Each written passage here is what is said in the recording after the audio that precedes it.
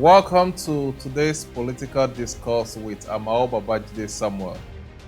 I'm excited to be here again with you, and I must apologize for the little break we had in our weekly upload of content on the political development in the country as we head towards 2023 general election.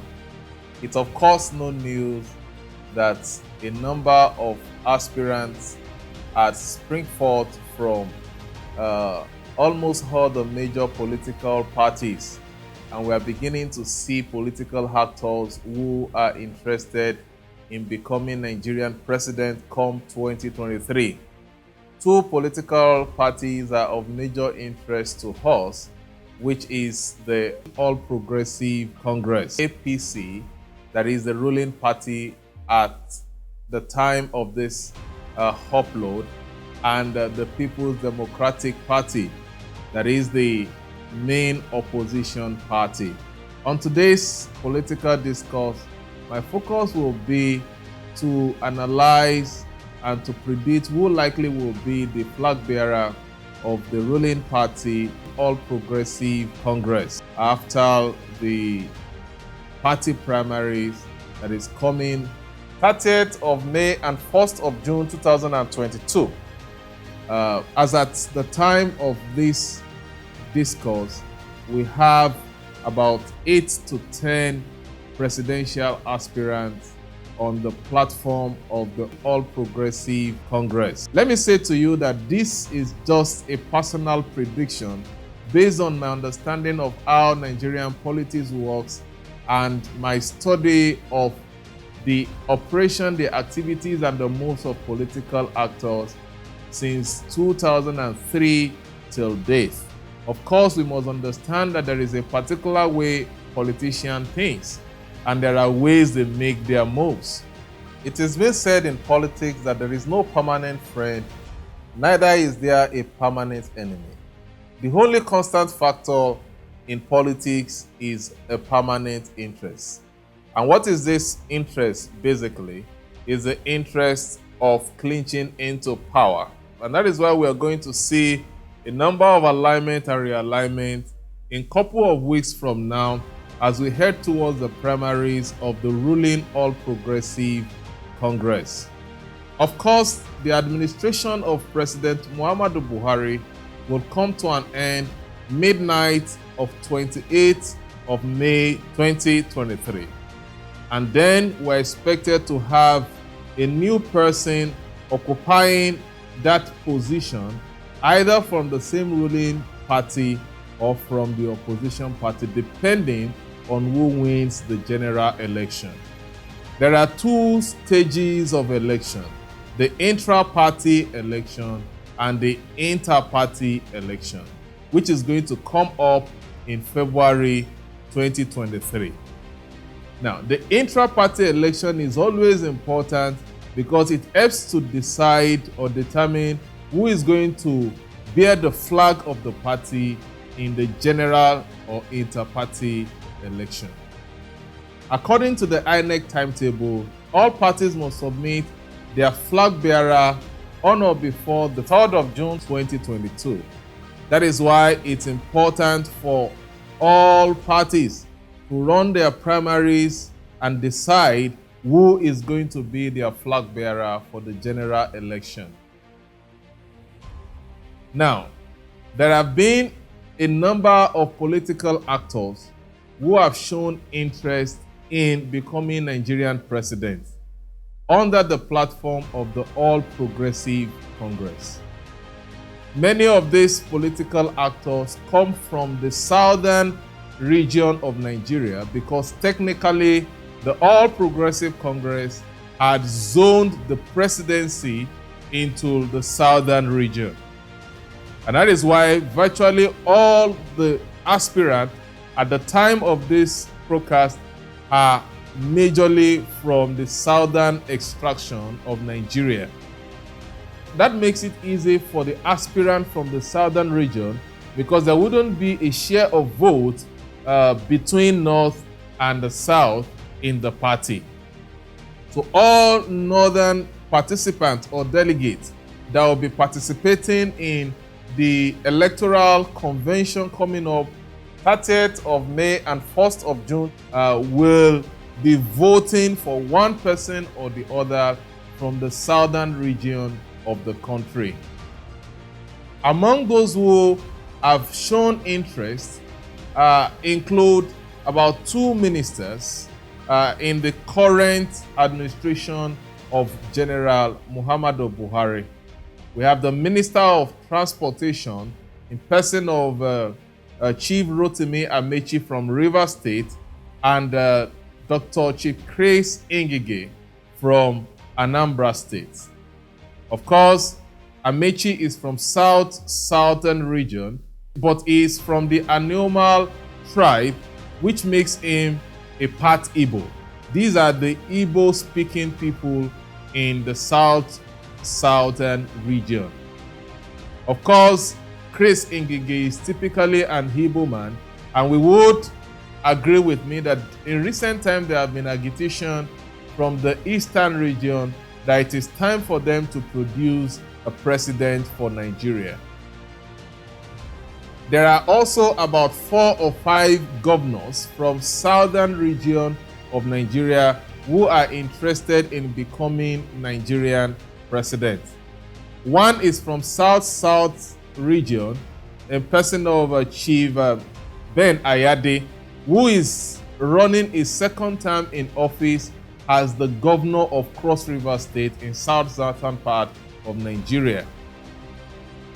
Chief Ben Ayade, of course, was a senator of the Federal Republic of Nigeria until 2015 when he contested and won the gubernatorial seat in Cross River State. Another governor who is from the southeastern region interested in becoming Nigerian president is Governor Umahi of Ebonyi State. Umahi is equally from southeastern part of Nigeria and is one of those campaigning for a presidency from the Igbo extraction of Nigeria. Of course, he is also a second-term governor whose tenure would expire on the 28th of May 2023. The third governor from the southern region that is interested in becoming Nigerian president is Governor Kayode Fayemi of Ekiti State. He is equally a second-term governor, a former minister of the Federal Republic of Nigeria, and is currently the chairman of the Governors Forum. So that gives him a kind of network and interaction with a number of governors who will determine the direction the delegates would vote come convention in May 2022. So from that you can see that there is one governor each from the south, from the southeast and the southwest that is interested in becoming Nigerian president. Coming to the Senate, we have 2 senators who are interested in becoming Nigerian president come 2023. The first is Rochas Okorocha from Imo State. Imo State equally is from southeastern part of Nigeria, which means it's also from the Igbo extraction. Rochas Okorocha, before coming into Senate, was a 2-term governor of Imo State, and he was one of the founding fathers of the All Progressive Congress. The other senator who is interested in the position of the presidency of the Federal Republic of Nigeria is Orji Uzor Kalu. Orji Uzor Kalu at the moment is the chief whip of the Senate and a 2-term governor of Abia State in southeastern Nigeria. He was governor of Abia State between 1999 and 2007. And he was, of course, a major financier of People's Democratic Party before he moved over to the All Progressive Congress. Equally, he was one of the early senators of All Progressive Congress from the southeastern region. Because like you will agree with me, the southeastern and south-southern region predominantly have been regions controlled by the People's Democratic Party, while north, west, and northeast majorly have been predominantly dominated by the All Progressive Congress. So that is the outlook of the ministers, the governors, and the senators that are interested in vying for the position of the president of Nigeria under the platform of the All Progressive Congress. The other person who is interested in becoming Nigerian president is Professor Yemi Osinbajo, who is currently the vice president of Nigeria. The last but not the least is a non-state actor at the moment. He was the former governor of Lagos State from 1999 to 2007 and has been a major stakeholder, a national leader of the All Progressive Congress, that is Chief Bola Ahmed Tinubu. These are people who have shown interest or aspiration to become Nigerian president and to bear the presidential flag of the All Progressive Congress. The question now is, who is likely to win the party primaries of APC? And what are the chances of each of those 8 or 9 people who have shown interest in becoming the flag bearer of the party? One of the key decisions that have been made by the neck of the All Progressive Congress is to peg the nomination form of that position to 100 million naira. You agree with me that that is not cheap, considering the current situation in the country and the number of persons that are interested in aspiring for that position. If all of these mentioned individuals go ahead to pay for the form, then All Progressive Congress would have made about 1 billion naira or more from these individual persons that have aspired to become Nigerian president under the party of All Progressive Congress. But like I said, there is a way politicians think and there is a way they play their games. 80% of these aspirants are fully aware that they are not likely to win their party primaries, but they are using this as a bait to negotiate for certain positions, offices, and opportunities or privileges when the party assumes power in 2023. Some of them have equally taken 2 forms, one for the presidential race, the other for the senatorial race, such that if they are not able to win the party primaries to become the presidential flag bearer of APC, they can automatically, out of respect, be given the senatorial slot. But time is going to show to us who among these aspirants we have mentioned is really serious in becoming the president of Nigeria and bearing the flag of the party. Also, the NEC had concluded or agreed in their last meeting that the flag bearer of All Progressive Congress will be determined through an indirect or delegate election, which means about 3,000 to 7,000 delegates would be the one to vote to determine who will be the flag bearer of this party. Now, let me give you a small enlightenment as to how these delegates are determined. We have some automatic and statutory delegates. I would just like to jump all of them together without necessarily telling you which one is an automatic and which one is statutory. There are 36 states in Nigeria plus the Federal Capital Territory, making it 37 states. And each of these states has the state working committee members. Now, all the members of the state working committee in each of these 36 states are statutory members to vote in that election.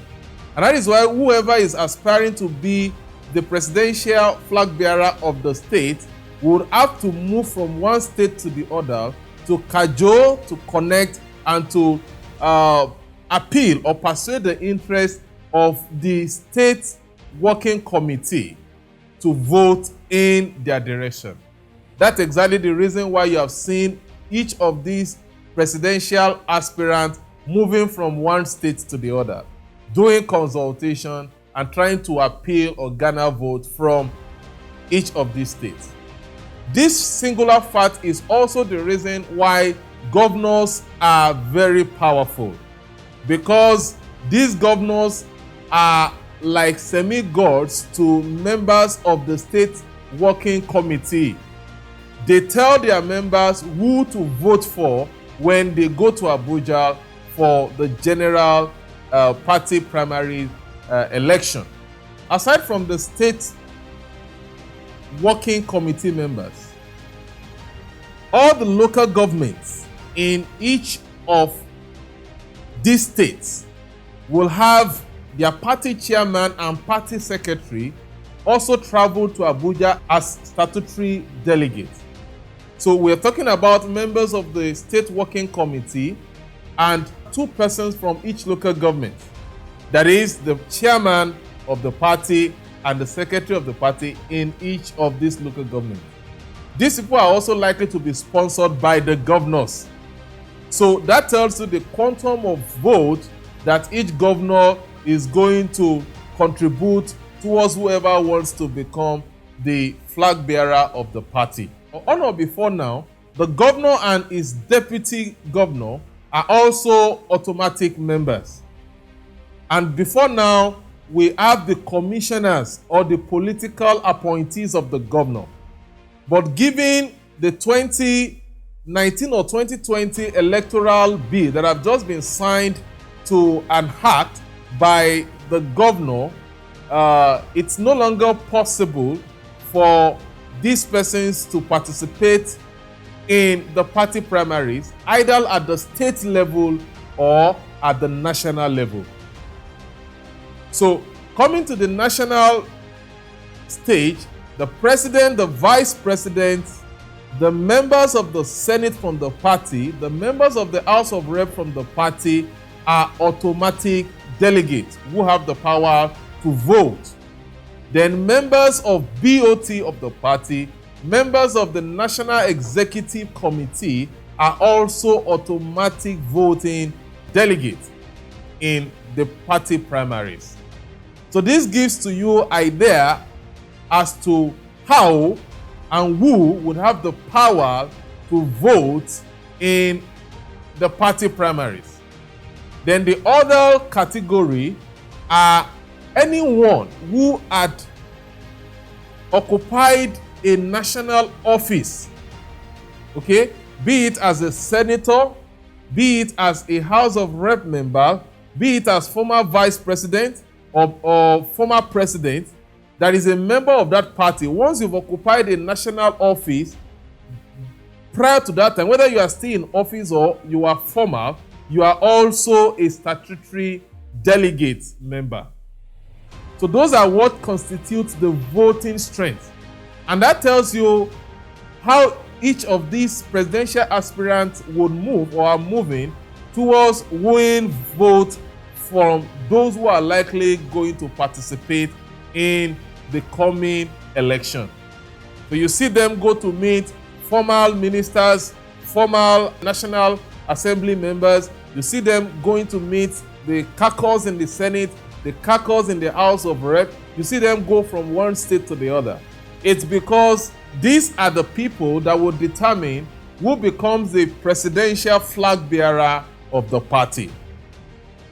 Given my little knowledge about how the politics of Nigeria works, out of these 8 candidates, we are likely to have 2 major contenders to beat in the coming party primaries. This is because in order to win the party primaries, you need the network, you need the economic or financial war chest to be able to finance and to sponsor people. I wouldn't want to use the word bribe or to buy up their vote as to how the vote in the party primaries. So it boils down to money, it boils down to your structure, it boils down to your network. And that is why, plus or minus, you can begin to wind off some of those who are not likely to make it. Of course, all of these aspirants are qualified, but given these factors I've mentioned, you will agree with me that some are more likely to be able to pay the price of becoming the presidential flag bearer of the party. Without being biased, based on my little knowledge and without being definite, okay, because it's a prediction based on my knowledge and understanding of how political actors play their game and factors that define who eventually emerge at the end of the day. I can tell you that the two key candidates that are likely to be the key contender include, first, the Vice President of the Federal Republic of Nigeria, who is Professor Yemi Osibajo.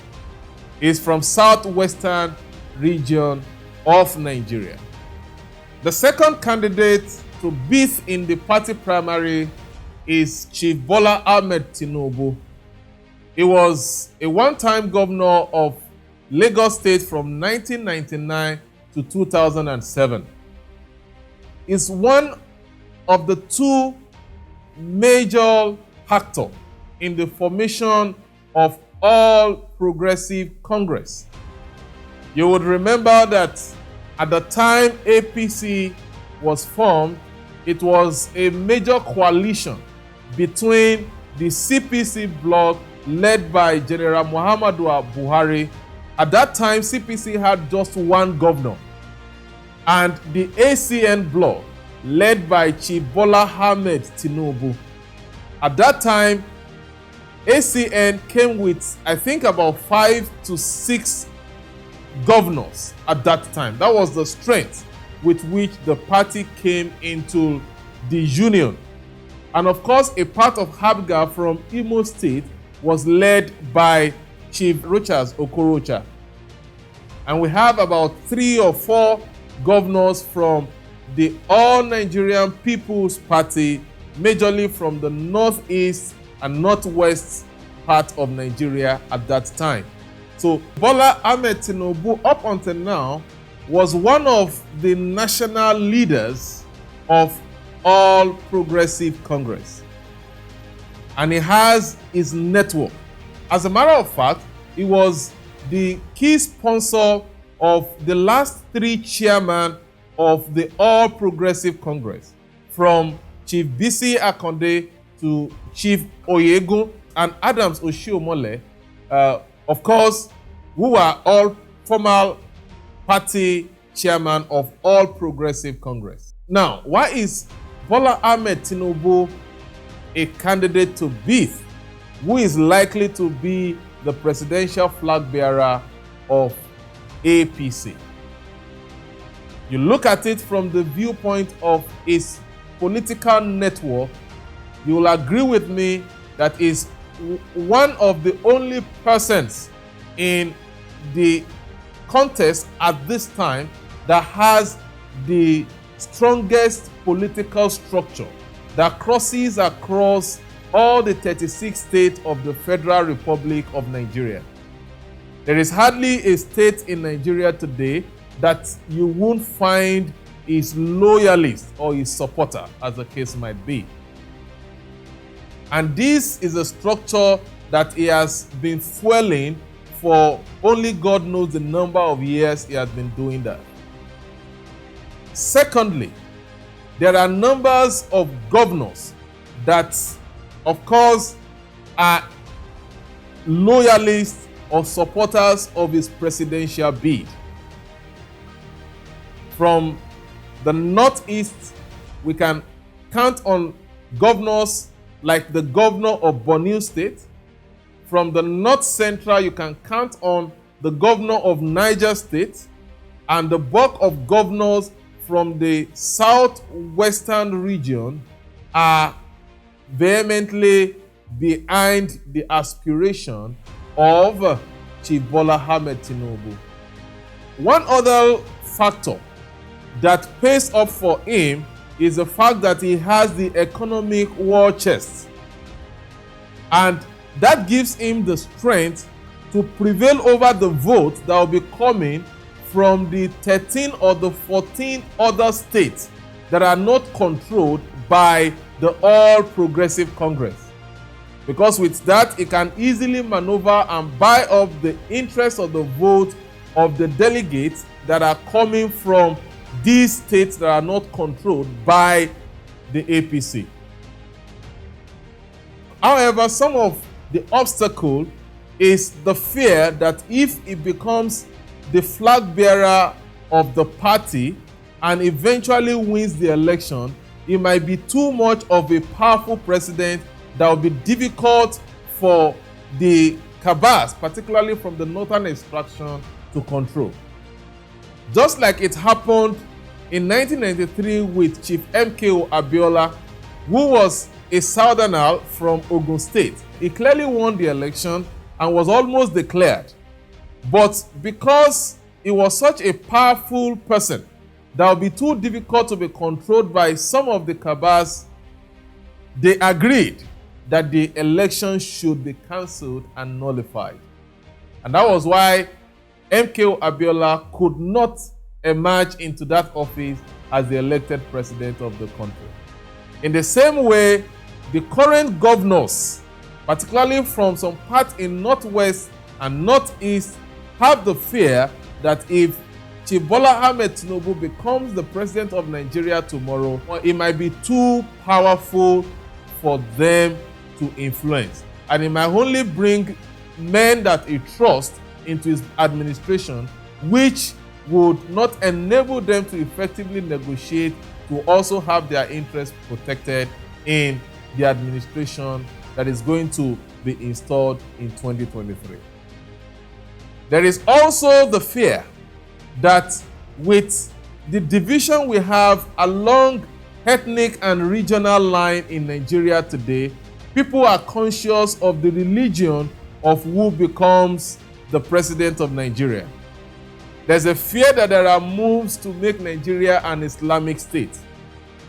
So if Bola Ahmed Tinubu becomes the presidential flag bearer of the party, he must have to pick a running mate to become the vice presidential candidate. And one of these governors, who predominantly are Muslims, are equally eyeing that position of becoming the vice president of Nigeria. If Bola Ahmed Tinubu emerges the presidential flag bearer, then will he pick a Muslim to become his running mate? And there is no political actor that can be picked who is a Christian that has strong grassroots followership in the northern region. So obviously, if Bola Ahmed Tinubu becomes the flag bearer, there will be a dilemma of, do we just campaign on the strength of him alone as the president, not minding the political strengths of the vice presidential candidate? Or should we look for a vice presidential candidate that can also garner votes from the grassroots in the northern region? You agree with me that in 2015, the major votes came on the ground of the support, the grassroots support that President Muhammadu Buhari had. Professor Yemi Osinbajo had little or no electoral vote at that time. But knowing fully well that there's a structure that would work for him in the southwestern region and some other parts of southern and southeastern region, they went ahead to pick a Yemi Osinbajo who necessarily do not have the grassroots electoral value as at that time. So that is basically the dilemma of a candidacy of Bola Ahmed Tinubu, and the more reasons why a number of governors who are going to be the determinant of how people vote in the primaries are skeptical as to whether to support the bid of Bola Ahmed Tinubu or not. But like we have analyzed, given the nature of those that are going to vote, with or without the support of majority governors in the northern extraction, we can be guaranteed that Chief Bola Ahmed Tinubu would likely carry the day by attracting a good number of votes from the statutory and the automatic delegates in the primaries. A good number of members of Senate are rooting for him becoming the presidential flag bearer of their party. But it's not going to be an easy ride for him, because a large number of people in the party who has structures are equally rooting for Professor Yemi Osinbajo. Like we said, Professor Yemi Osinbajo is not a typical politician. So the minus he has is that he does not have that political structure and network. But given what a number of persons that are interested in his presidency will gain, and some of these people had the structure, they are willing to throw their structure behind his campaign so that it can eventually emerge as the flag bearer of the party. Like we have said, he's a Christian from the southern region. So there is a hope and expectation that his emergence as the presidential flag bearer will make it easy for one of the governors who perhaps will be ending their tenure in 2023 to become his running mate. That is part of the reasons why the governors are divided as to either to support the bid of Tinubu or to support the bid of Osinbajo. Of course, Osinbajo is more of a technocrat and does not have the structure. So if he eventually emerges as the president of Nigeria, it will be easy for most of these powerful cabals from the northern extraction and even those from the southern extraction to be able to assess the presidency and to be able to have him to do their bidding as to who becomes the minister, who becomes the DGs of with this parastatal. So these are reasons why a good number of these governors are willing to throw their support behind him. Of course, there are still a good number of persons that are interested in supporting him based on the fact that they feel Nigeria needs a much relatively younger presidential candidate who has not reached the age of 70. And because of his intelligence and the display of the competence he showed while he was the acting president for 3 months or thereabouts when Buhari was away for medical vacation, many people believe that if given the opportunity, Professor Yemi Osinbajo could change the direction and the narrative of Nigeria as it is today.